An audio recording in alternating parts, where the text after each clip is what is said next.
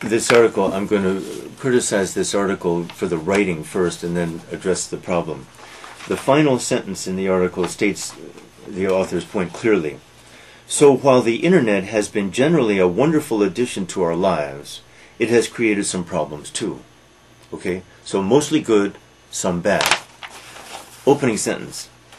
It's hard to argue that Korea's rapid rate of connectivity to the internet can be anything but an asset to the country in the future. Now, what does this sentence mean? It is hard to argue, that is, it is wrong to say, pushing it a little further, that Korea's connectivity is a good thing.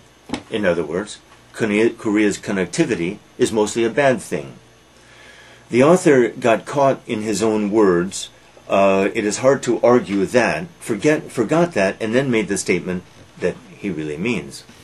So, point, clarity is best, especially in an argumentative or persuasive essay. What you want to do is persuade, so clarity, simplicity, and absolute clarity are necessary. And one must avoid the temptation of these, to use these somewhat obscure but apparently elegant constructions like it is hard to argue that, which in this case confused our author. Okay, our author's point is that mostly internet connectivity is a good thing for Korea.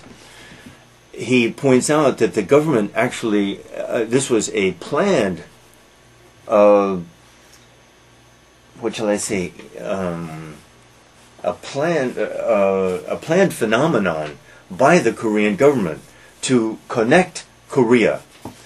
Mostly it's been a good thing, but there are some negative features. One negative feature is the addiction, internet addiction. And it's argued that as many as 11% of teenagers, I think, are showing signs of internet addiction. The most obvious social expression of this, I suppose, is the PC bang. And yes, some people spend all night, I've seen it too. I saw it 3 or 4 years ago when I went sometimes. All night at the PC bang. Addiction to computer games. Now, how widespread is this danger? 10%. That's too much, I admit. But certainly people become addicted to it. Now, I remember an essay that I read and taught in college English 20 years ago and 10 years ago called TV addiction. 20 years ago, TV addiction seemed to some people a significant social phenomenon.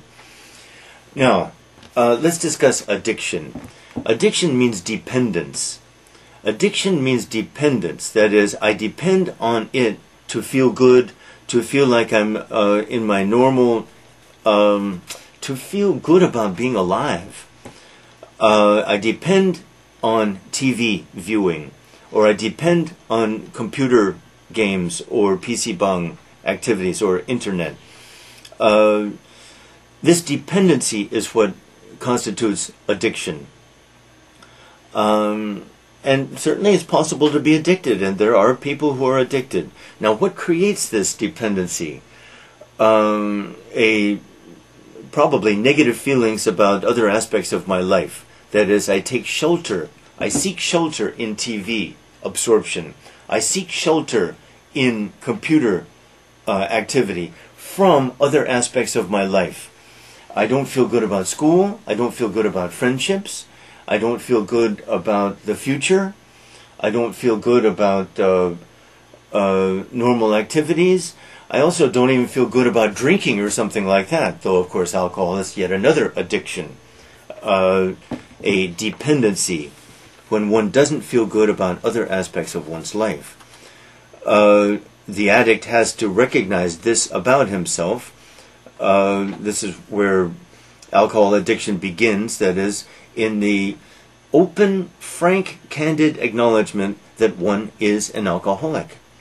That's hard to do without evasions. And other forms of addiction operate in exactly the same way. One feels safe in one's dependency upon whatever this thing is, alcohol or TV or internet or whatever. Now, other negative aspects about this connectivity, good word, pornography, sure,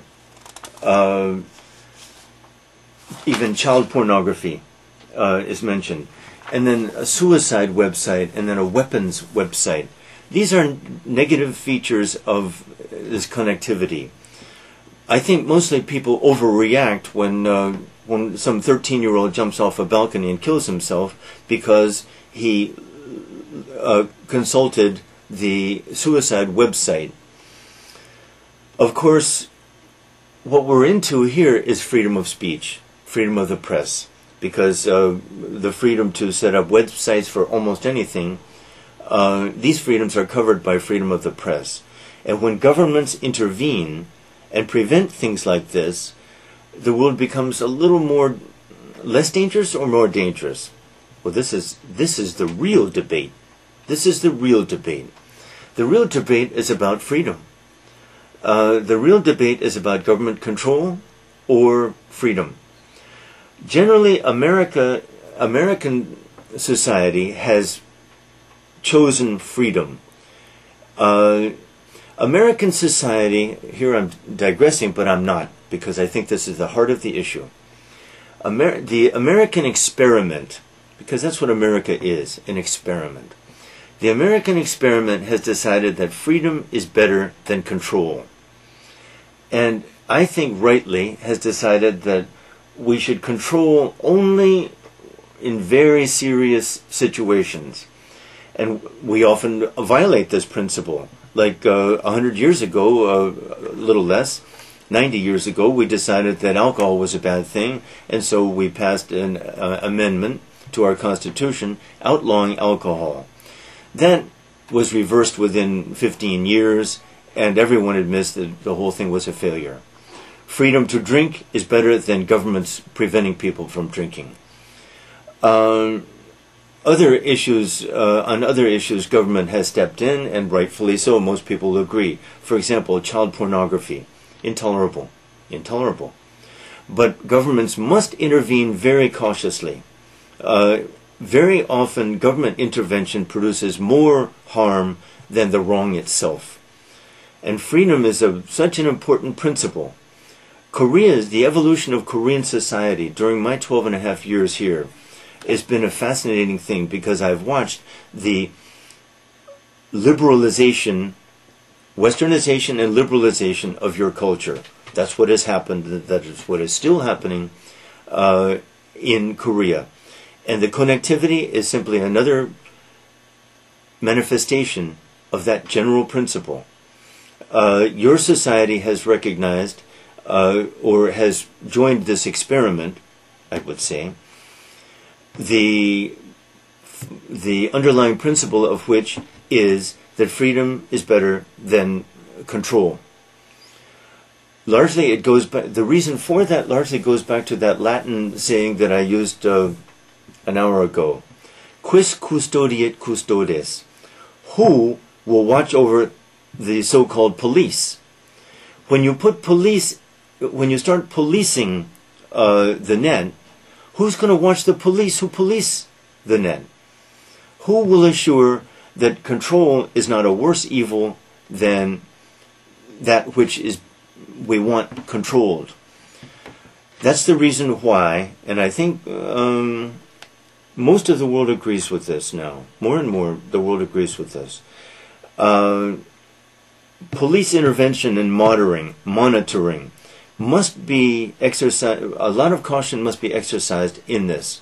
The history of the world is oppressive governments, religious and secular, who do much more harm than freedom does, and the voting of people for governments.